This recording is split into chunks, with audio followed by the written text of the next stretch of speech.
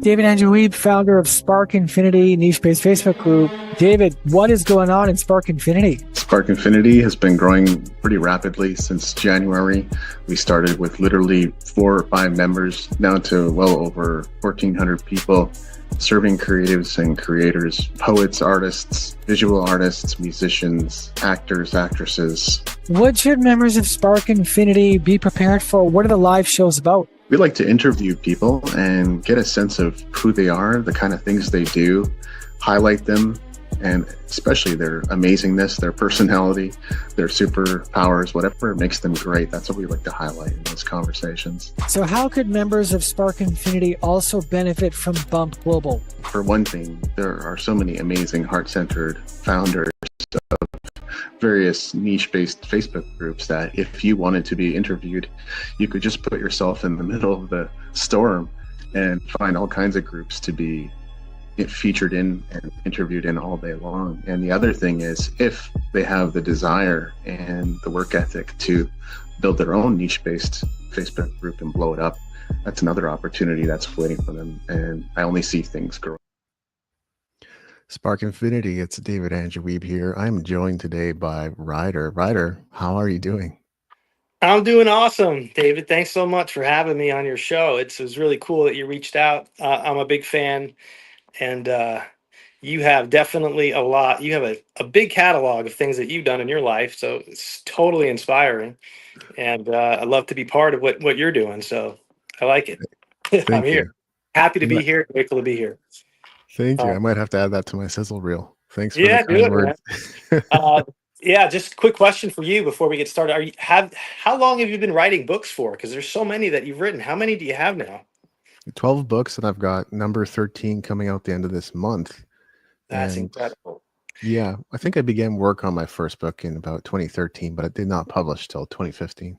Wow. So you've just been knocking them out. Inspiration after inspiration. That's pretty cool. Especially this last year. So I'm not going to keep up this pace, but I've been publishing a book per quarter. So 4 last year and three this year. Sounds like me in the 90s when I was writing songs. I just kept on pumping them out, you know? That's what you got to do when you're a musician. Why not? But so thanks for having me on. I know that you wanted to kind of know a little bit of background. Let's see. Yeah, that'd be perfect.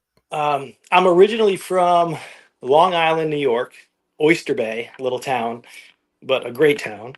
In fact, one of my favorite icons from that town is a guy by the name of Billy Joel. You might have heard him sing that lyric, like, from a town known as Oyster Bay, Long Island. You know that one? That from Billy the Kid is called. It's not a really well-known song, but he's from Oyster Bay, and he gives a shout out. Cold Spring Harbor too. Might have heard about him secondhand somewhere. He's awesome. He was actually my first. Massive. Yeah, yes, that was The Stranger. It was like my favorite album. I used to play it on vinyl just so much. And that got me into music, actually. And funny enough, like, that whole album by Billy Joel made me realize, after like doing a deep dive on him, he really wasn't happy with his voice that much. Like, he never considered himself a good singer. He never really considered himself a good piano player in the beginning. He got so much better later, but he still doesn't think he has a good voice. And he often refers to his voice as being a really good imitation of who he's trying to portray. Like, you can kind of hear him do it. Like, he imitates like Ray Charles. Self-admittedly, he'll say this on his interviews, and you can kind of hear how he kind of does that. But he does it really well in his style, so it's kind of cool. But that gave me like a lot of inspiration being a young kid, and just kind of wanting to emulate some of my people that I used to like really get inspired by. And a lot of people cringe when I talk about it, but it's like that 80s era, you know. Billy Joel, I guess, is very respectfully, you know, cool to be influenced by, but like, we're talking Sebastian Bach, Bret Michaels, Janie Lane, you know, that whole 80s hair metal thing. Like, I don't know, I became that so inspired by them, you know, that they became almost like superheroes, you know, to me. So then I started. Yeah. There's things I love about the 80s, and those are Oh, some of dude. them. So Yeah, good I mean, shit. it was like it was so cool. I don't know if I got just the lifestyle maybe, or just this fantasy of like what that was like, but like I believe that whole image was like just real. And you know, for a while in during my like college years, I like kind of, you know, emulated them in a way, but Mm. in my own style, you know, and knowing that like I wasn't like delusional in a sense where you know, yes, I have a stage name named Ryder, right? So that's my name. And I went by Ryder. Um, and I lived the rock and roll lifestyle. And some led to good things and some led to bad things. But the ultimate thing was, you know, I I was able to kind of separate the two. And it became kind of this tongue-in-cheek joke thing. But when I'm on stage, I really kind of it is like a I believe like when you see Brett Michaels and Janie Lane, like they become who they believe it themselves, and that's how they're able to portray it so well. And I could do that somehow, and Mm.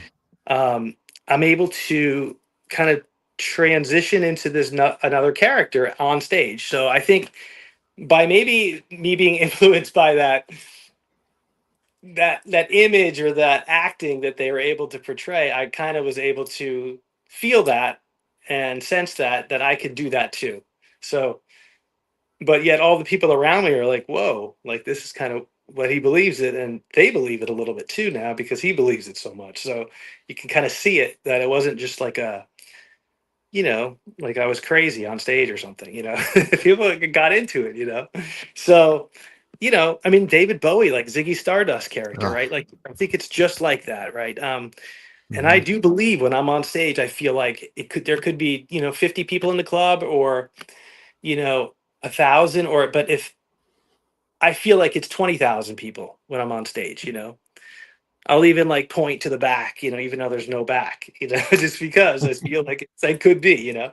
So anyway, I did that a lot through college and then even through, and we kind of really were did pretty well through college and we're a pretty successful band.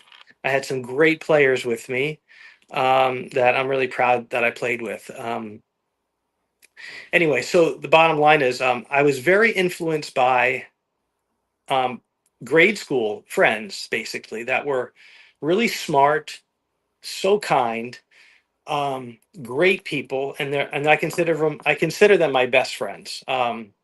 I'm just going to shout out just some names because they are so the reason who I am today, whether it's good or bad, was definitely inspired by my best friends who's never left my side through all the different stages of my life. You know, you got my best friend Todd Rassiger. He's the most ethical, kindest, warmest, compassionate person you ever met, and he's a phenomenal musician and a great family man, and I love him dearly. Mark Chalos is another person that I love dearly. He's honest, full of integrity. He's just been there for me. These are my bros, you know. Joe Giuliano, um, landscaper turned into a yoga studio owner, but just a best friend since fourth grade, riding dirt bikes in the, you know, upstate New York and playing. He got me into the heavy stuff like the Metallica and the, you Mm. know, the Tesla and stuff like that. And best friends with him for since I was a little kid. You know, I have a lot of just great friends like Harlan Friedman, and he's still in the music scene. He's got something called Soul Free, which is a phenomenal thing that he created. Solefree. He's been one of my best friends for a long time, although we don't speak as often. Um, and just a couple of other names I have to just mention. You know, I've had, you know, Justin Rosalino, who's also an author like you. He's a phenomenal musician. He is probably one of the most talented people I know. I'll say his name again, Justin Rosalino. He wrote a Soldiering Idiot, I think is what he wrote. One of his books that I read. It was a while ago. He came out with it, but he was a phenomenal musician who made a living playing music, Mm. and now he's doing another vocation. But he's just a phenomenal person. All these people have built me up, never like, you know, teased me, but just inspired me, you know, and just made me didn't judge, but they just accepted. And I think that's so crucial. And this maybe that's my message here is that, you know, you don't have to be like perfect or good, but if you believe it and you it becomes an authentic part of yourself. It's not being inauthentic or being a poser. It's like if you own it and you really believe it, it's it's real, you know. Um, so my point is, without my best friends and my my family as well, it would have been really hard to just even exist and go through the different changes in my life. So everyone's got a story, right? Everyone's got turmoil or a thing that they've had to fight within themselves, and the older I am, the more I realize I don't have it all figured out, So I seek help whenever I can get it. And usually my friends are much smarter than I am, and they give me some great advice and just some words of wisdom, and I can glean from it, or I don't have to, but it's just something that I find that I've had a lot of great people look out for me, and I'm grateful, forever grateful for them. And those are my childhood friends that I was just talking about, and I've since have other friends beyond that, of course, but that's not what this interview is about. But I'm just saying, to me, that's my inspiration, that I've had to be able to have the confidence to get on stage and create this aura of writer of this stage presence, and it's pretty cool. I like it. I mean, I I'm the type of guy that when Sebastian Bach is playing 10 miles down the road at this little theater, I'm there alone if nobody wants to go with me. I want to just see him, because he embodies that rock, that ultimate, like, you know, the youth gone wild, anti-authority, just the rock and roll lifestyle, right? He's so cool to me. Um, I don't write songs like him, but I'm just saying he's really, really freaking cool. Um, and a lot of people don't like to admit that 80s hair band stuff. And some of it is really cheesy, but I'm just Some of saying. it, yeah. but I'm telling you, man, if you listen to like Janie Lane, for example, I mean, he's got what a songwriter he is, with not just the hits. Like, I'm not talking about Cherry Pie, like Uncle Tom's Cabin, like the guitar work, the bridge, the chorus, just the way the instrumental, just everything about it, the way he harmonizes, and not even getting into like Jeff Tate and Queensryche, and you got like Poison, some of the later stuff with some new guitarists and some even CC DeVille.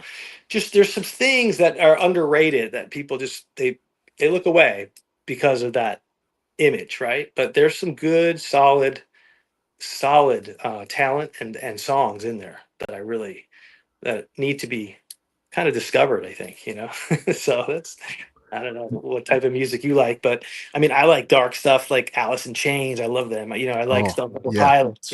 I love all that dark harmonies and minors and stuff. And I just, but there's something that resonates with me when I hear like, a good Warrant song. You know what I mean? It's just does something to my body. It Th- just those does are it. those are all great choices, and in fact, many of those bands did inspire some of my favorite bands, like Disciple. They sound nothing like Warrant, but they say Cherry Pie was like the main album that inspired them, right? But still, Yeah, the connection is hard rock, obviously, because Disciple it plays is. very, very, You know, very hard rock. and the group of guys that I'm playing with today, they're just like the consummate musicians. I imagine them to be almost like you, like really, really professional. Their chops are just top notch. They could be all studio musicians, these guys, right? So Hmm. I play at this studio once a week in Ventura, California here. And it's a jam club, but all these guys that are members of it, they're about 12, 13, 14 of us. We don't all get there at the same time, of course, but like one night there'll be six of us playing, and then he'll have something come up next week with the other six or seven guys that are part of it. And he's able to moderate this guy named Matt. He's a good friend of mine and just a great musician, and he owns a recording studio right here. And he books the shows for us and everything. He just does. He's a phenomenal musician. He was in a great band back in the '90s called Black Market Flowers, and I'm a big fan. Hmm. I didn't know about them until he told me about it, but I like some of his stuff a lot. And anyway, he never plays it when we're in the studio, but we play all these covers, and we have us what is it, maybe 600 or 700 songs that all of us musicians know. So we can like literally convene and play for 3 or 4 hours. And of course, not 300 or 400 songs, but like, 50, 60 songs and over the course of the night and just have a blast. And I do that every week. In fact, I'm doing that tomorrow night. And then we're going to play a show, I think, in a couple of weeks, just like 20 songs or something like that. But these guys are all just really good dads and really, they all have different professions and everything. And, but it's so inspiring to see how good they are because it makes me just be so much better. You know what I mean? And I just sing for this outfit that we play with, but I do like to write my own guitar, play my own songs and stuff. But for this project, it's Ryder just singing, which is good enough for me because I like it. And we play like some Radiohead, some Led Zeppelin, some Aerosmith, just all the fan favorites, right? And some David Bowie. In fact, we do Ziggy Stardust, which is what we close with, and I feel like that's my favorite song to play. I think actually, Great tune. it is. It's simple. It's good, and it's just it hits that rock and roll nerve that I like. But it's been a bumpy ride too. In the course of that time of the last 30 years, there's been ups and downs, relationships, band breakups, um, a lot of stuff like that, you know. But I think that goes with the territory. I think that's part of life, you know. It's funny when we're Yeah. young, we think everything lasts, forever, and unfortunately, it doesn't. It's funny though how you think that way, and at least I did. Interesting. Yeah. I kind of wanted to ask a question along Yeah. those lines. I didn't expect to be asking it this soon. That's okay though. Yeah. Is there anything you would tell like your 40-year-old self or even your 30-year-old self? Is there advice you would pass on to people who are 30, 40, 50, 60? Because I mean that's where our group is at. Yeah. That would I be would valuable say, for them. gosh, I mean, I'm still trying to take that advice from that time because I should have, it's funny, we don't see things like I was just talking about some of my best friends like Joe and Todd, Mark, Justin, all these guys, all these people, right? They've seen things, they've seen my decisions that I've made, and they've all said like, "Hey, that's probably not a good idea, dude. Let's go this way, or don't do that, do this," And of course, I have to learn the hard way, but they're always right, it seems like. So I don't know. It's like I think I think that's why we have these trusted friends that don't leave you no matter what. They know that they kind of know who I am in my heart and soul, just like I would know them, like, and I would Mm, want the best for them no matter what. I would never steer them wrong or question their motive of why they're telling me a certain direction to go. It's I would have listened to my closest confidants more. mm, um, I would have probably not have been so impulsive in my decisions. Um, but for whatever reason, you know, those decisions, they're accumulation of who I am today, um, which I'm grateful. I'm still alive. I have good health, and I have two awesome boys that I have a really good relationship with. Um, been through some heartache with some girls, but I've been around the world. I've been all around to talk to so many different types of people. I've got to help people.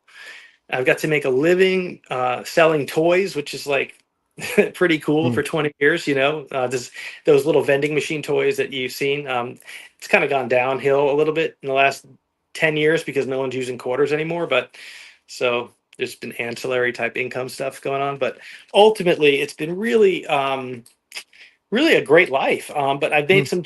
I could have saved myself a lot of pain and heartache having listened to maybe even like what my mom would say or something like that. But we got our own path, So to answer your question more directly, yeah, maybe I would have don't listen. Don't when it comes to big decisions, don't be so impulsive. Like after a breakup, maybe uh, you know, and you moved out, and then like a month later they say, well, move back in, you know, and it's probably not going to, you know, like maybe that's not the best idea, you know, because it's probably going to end up the same way because it's only been a month or two, you know. So Yeah. stuff like that. I mean, man, how many times do I have to learn that type of stuff, you know? But like, you're talking to a guy that like, you know, in high school or in college flew to another part of the country with a dozen roses and a guitar on my back to you know, play a song for a girl that broke up with me, because it's like, you know, rock and roll, you know what I mean? Mm-hmm. Showing up at her door with a guitar in the rain, you know, that's like,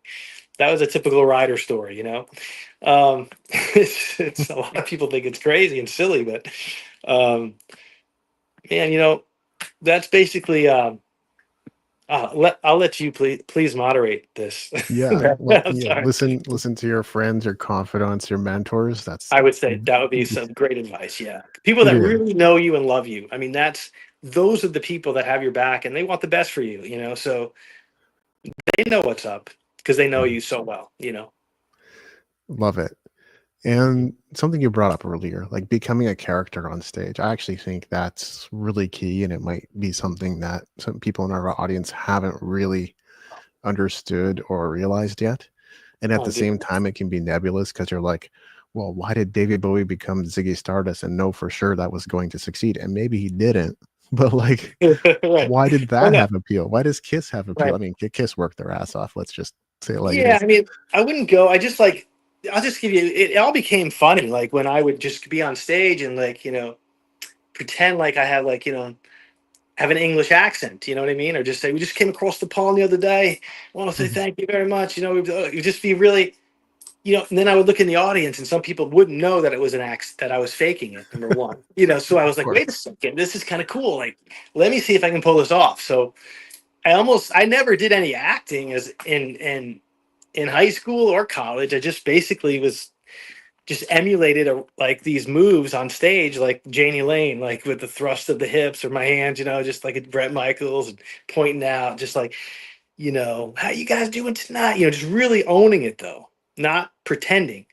Like there's a difference. And I think that's where if you really like own it, you know it's a character, you know, I'm grounded, you know, I'm full of faults. I'm just an okay singer. I'm not even the best singer, but Hmm. when I'm on stage, I just it's almost like I'm a different. Like I feel like I'm a rock star, and but because I believe it, my bandmates believe it. When I get up on the drum riser and I like, you know, they think that something's going on, you know, and then the crowd like is, I look at their faces and they're not like, no, you got look at this guy. They're wanting to see what's going to happen or what I'm going to say or how I'm going to hit that note, and it's real to me. That it's the audience that really helps me believe it. Yeah. I think if they started laughing like from the beginning, then I would probably have pulled back from that character, you know, because that would have been just survival, you know, from my ego. But hey, I'm I know 1,000 people that are much better than me singing wise. I write some good melodies. I'm a good, and especially with a couple of people that I play with, like my best friend Todd and Mark, for example. We can come out with some songs because we just play. Like he's like my Richie Sambora and I'm like the John Bon Jovi, you know, and and now he's like both. He's really good. He can write and sing and all that good stuff. But the point is, if you have some good people that you're playing and they can like build you up and you have you're confident in the songs that you create, you really can just pull off a really good show with confidence. If you really believe in your songs, that's my advice too, is like Mm. for any band that wants to play originals, I don't do them as much anymore, but it's mostly really good covers. But I even own the covers it's like they're mine, you know. Oh Like yeah. whether I'm playing like Roadhouse Blues, LA Woman, to you know Ziggy Stardust, to Aerosmith, you know, to the Black Crows, I feel like I channel them, but in my own style. You know, I don't want to imitate them, but I feel like you got to hit the notes and you have your own style and hit them right. Um, and that's what gives you the confidence, I think. Um, so yeah. Well, even the pros play covers, and that's the thing that a lot of people don't really know about. A guitarist like Nuno Bencourt, yes, belongs to Extreme and multi-award winning band. However, you can go on YouTube and find him playing cover gigs, sometimes Oh, with or without band members from Extreme. And yes, I you know. know, Gary like Sharon, without him, he's Nuno Bettencourt's amazing. I mean, he's he like, is. he shreds. And, all those guys, from Satriani to Steve Vai, I mean, they're all great studio. John, who's that guy? John Five now. He's playing he plays Oh all yeah, these big ones and stuff. Richie Covens, I think his name is, or Cotton. Cochin. Cotton, yeah. He He's was so in good. he was in Poison for that. But these guys can play with any band and play any style. They're just the consummate musicians that could really studio musicians that could play anything, that don't make mistakes, and they can imitate anybody Yeah, like Mick Mars, for example. So I mean, listen, I mean, I think that, yeah, if you have that type of talent, man, you pretty much do anything, right? that's But true too. and I admire people that could really, like, I have like a friend. I have two best friends, Justin Rosalino, I was telling you about, and my friend Joe Giuliano. Joe can play Metallica, but then he could play in like this church type music, that he's Hmm, playing, because he was asked to play. Then I got I've done that Justin. too. Yeah, Justin Rosalino. He's got his own amazing original music. In fact, one of the songs that he wrote was my wedding song. Just phenomenal, phenomenal player and singer and songwriter. But he plays with like other famous musicians as a guitar player, or just in Nashville at the studio, just as on the track, just doing vocals maybe, or just doing maybe a ukulele on the background, even though Hmm. he can play all these instruments, right? So anyway, bottom line is those people are just like, I admire them, because for me, it would be hard for me to go into a certain genre of music and be able to do that, only that, like my attention span, like if I'm not hitting my sweet spots in, like, in like two or three songs, then I might not be interested in playing that set, you know what I mean? Like Yeah, if I'm just playing like punk rock from the 70s, yeah, maybe a song or two in the set we can do, but don't make it the whole set, because it just won't do it for me, so yeah. I have my limitations, and my attention deficit is only so far. So I respect those people, and I'm humbled by it, because I wish I had that type of, sorry about that. Wish I Oh had no, that type of tenacity to play all, and interest to play all the types of music. But no, I I, have to agree. Like I, yeah. I came up as a pretty versatile player. It doesn't mean I wanted to play everything necessarily, but Mm. it, depending on where the money moved, sometimes that was a decision. Sometimes it was literally, I just really love this kind of music and I want to play this kind of gig. So that's I what I know, did. yeah, that's it. Yeah, I think when you're younger too, you're more open to certain things. Um, I would hope to say that, like, maybe, I don't know, maybe it's better. Yeah, I wish a true musician, I guess, could play anything, anytime, anywhere. They can just, Yeah. you know, I have to, if I'm going to play, I want to play like really what I want to play, and I'll settle for, a couple of songs that I didn't necessarily want to do, just because I want to be part of that, part of the group, right? But nowadays I think it's like, yeah, I want to play what's gonna make me shine the best, because I don't want to be bad. So that's why, you know.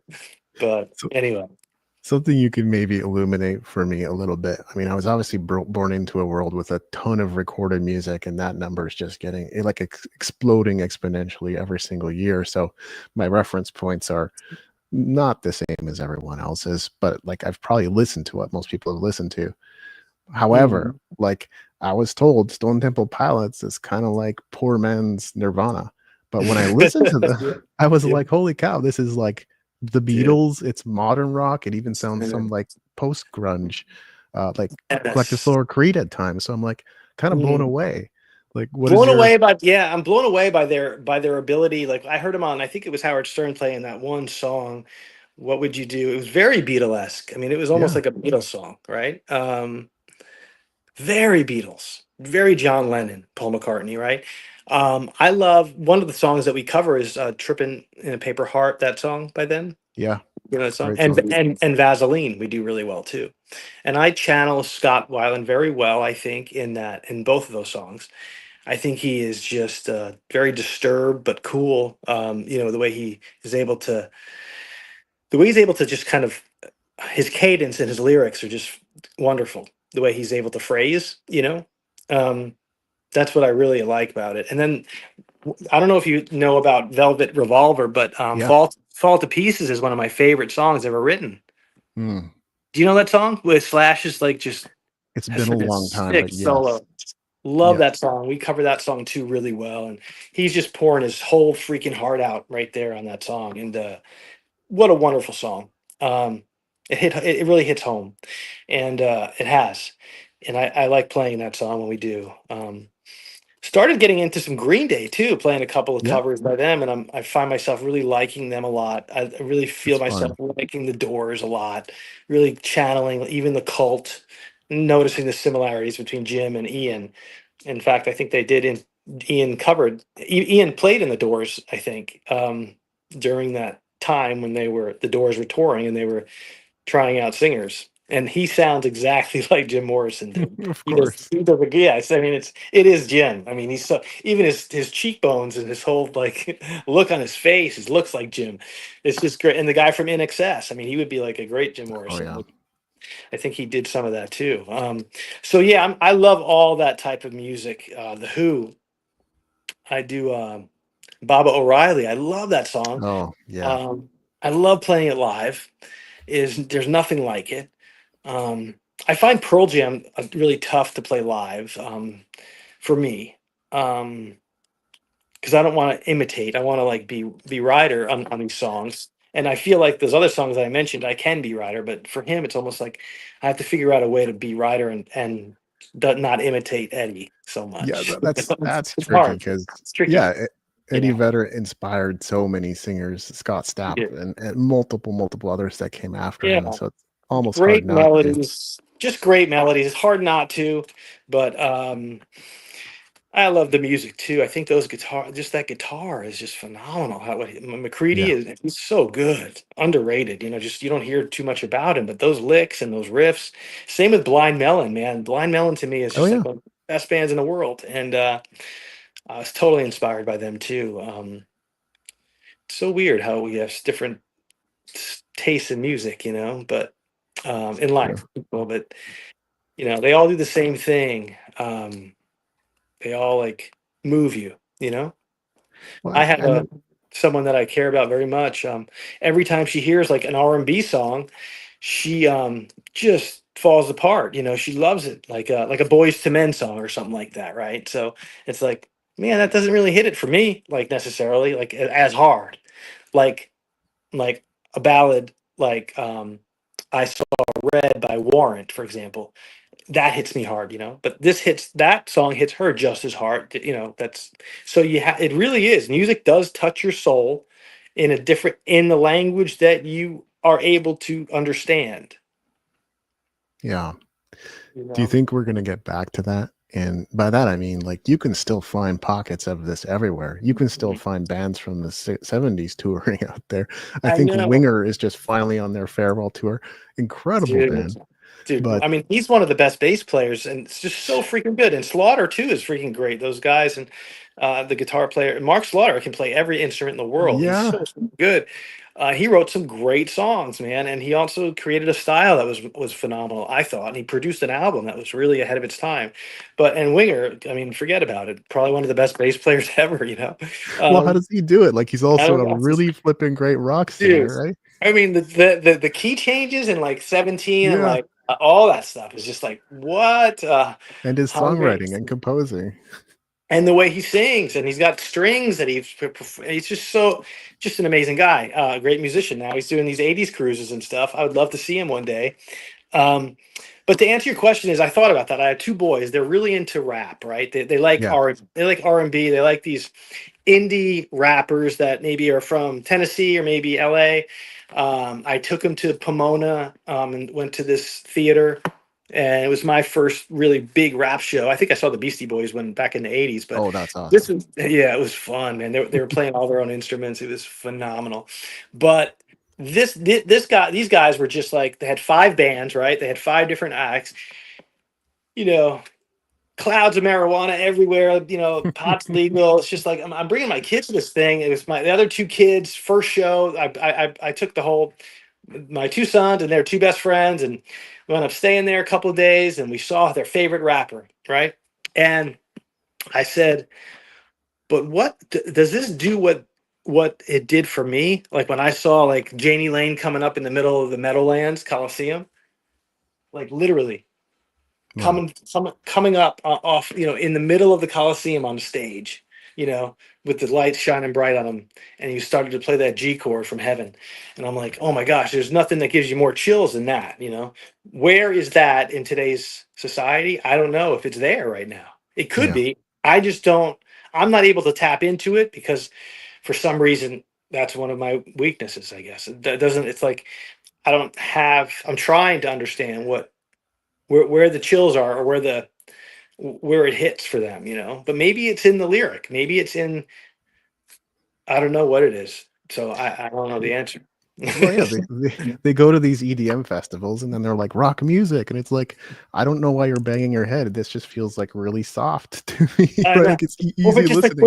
but where are the parts? Like, where is the chorus, the Yeah, bridge, then the post bridge, and maybe the octave bridge after, where you move it up an octave, and there's that, it's like perfect example, like Guns N' Roses. I mean, look at that, like Welcome to the Jungle. yeah, You got just that intro, you got the verse, then you got that solo, then you got that breakdown, right? Then you got that build up, and then it's just, you have this whole like foreplay and climax of the song, and then that's the end. It's beautiful. But where is that now in the songs today? I don't know. And I don't want to sound like an old dude, but I know it has to be there. Otherwise, why would people listen? But maybe it's just hitting different. I don't know, yeah. different things. But you I'm know what I'm I'm saying? thinking it's supposed to be just like fun party music, I suppose, because I have trouble hearing it in the auto tune and the trap beats and the baby voice singers who can't enunciate a single word. Yeah, I, it's I like can't this mumble listen. rap.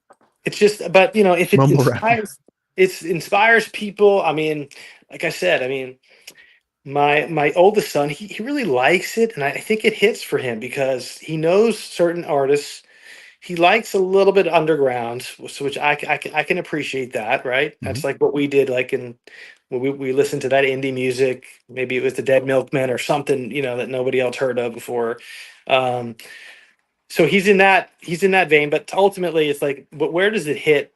Where does it strike your heart? Your heart chords. I don't know.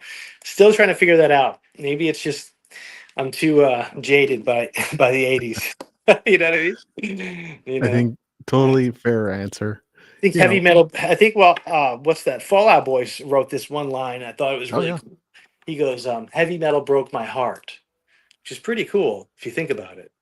yeah. Because if you weren't really in tune with that heavy metal, meaning that rock, right, or that romance, that's really, I think, where a lot of like, that drama that we've always kind of thought was supposed to be like healthy, like, like the Say Anything with the guy held up the radio in front of the girl's house, and Hmm. the Karate Kid, and that type of stuff, the romanticism, right? It was all cheesy, but yet we felt like that was the way it was supposed to be. So It resonated it resonated. big They don't really time. have that now, and it's like, and those songs were just so powerful, and it's just the romanticism. But that's why Fall Out Boy, I think, said that lyric, and it struck me right there. It's like, yeah, it's kind of, it can break your heart if you really, if you try to live that, So, Yeah, so a statement I made recently was, I haven't heard music since new metal,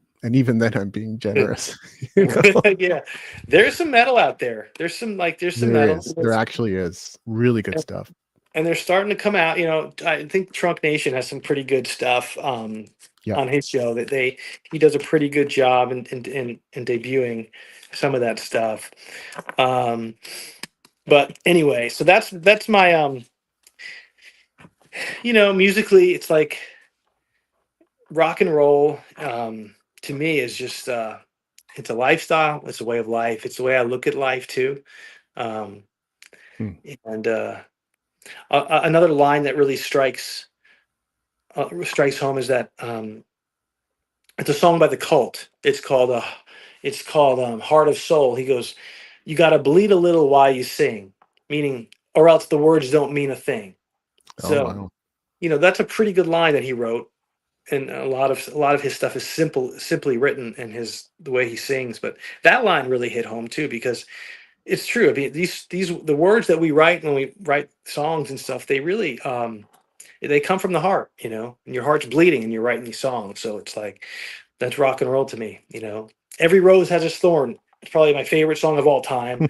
I've played it more times than I've ever played anything in my life, because it was the first song you ever learn. And then and then when you're Brett Michaels is your biggest, inspiration, you just become that song, and that's your thing. And then It that was was I don't know if it was a good thing or bad thing.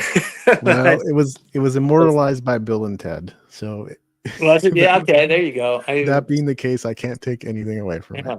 He was a rocker, man. I mean, he still is. He's still doing what I would love to do, man. Brett Michaels, and Mm. I kind of do that, just on a smaller scale.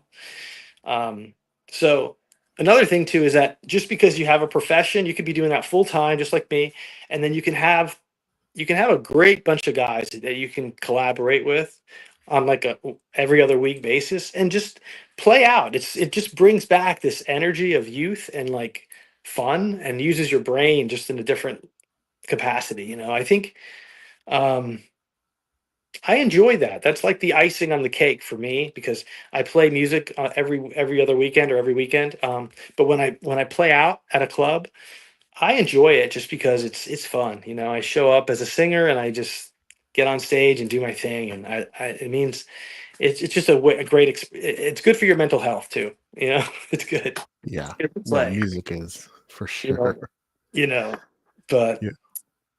Well, is there anywhere you'd like to? I really enjoy this conversation. Is Me there too. I anywhere? feel like have taken up all of your time with this, with me just talking, but like I just wanted to. I didn't know where this was going to go as far as what questions, but I really wanted to speak to you and meet you, because Hmm.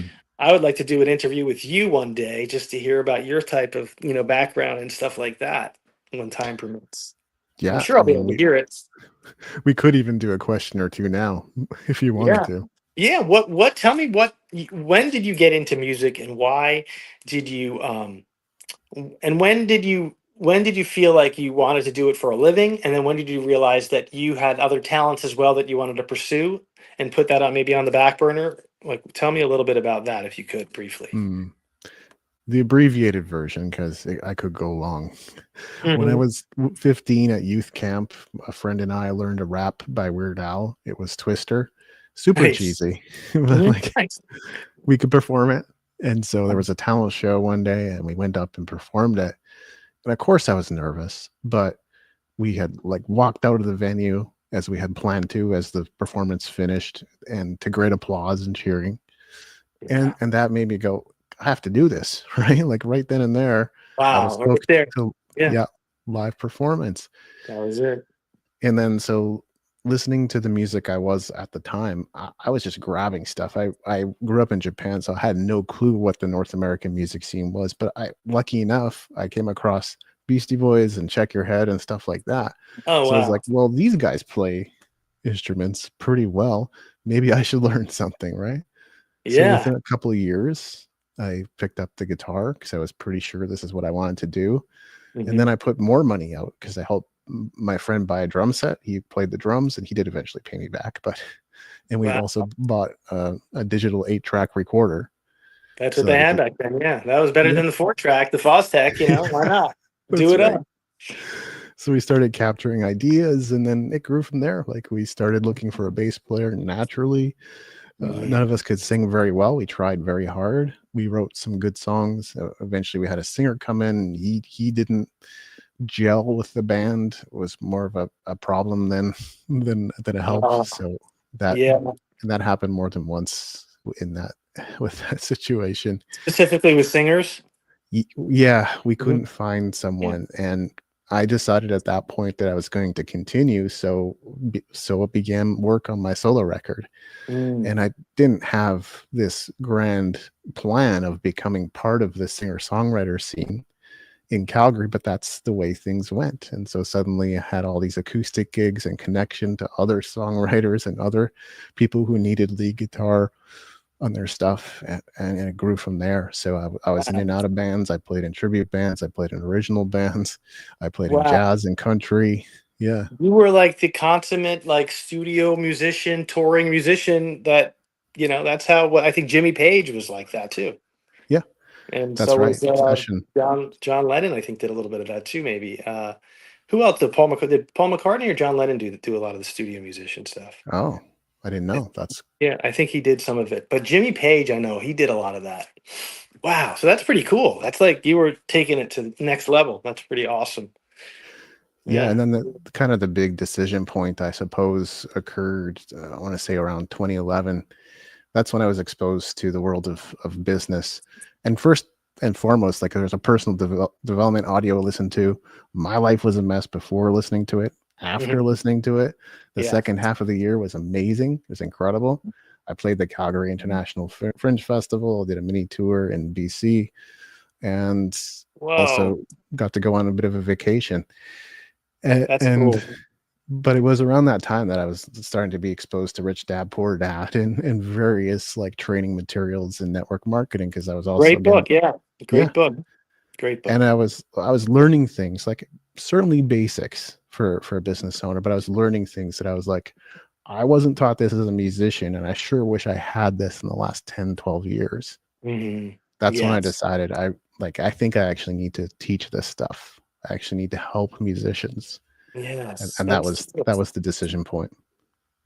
Makes sense. That's a great trajectory that you just described and that you've been on. That's I find that a lot of musicians though, you're right. They have their own profession, but maybe they didn't learn certain things because they were so focused on being a musician. You're right. This makes sense. There's so much to digital marketing and entrepreneurship, and I'm not saying like you have to know it all, but you're certainly going to struggle if you don't know some of this stuff. I agree.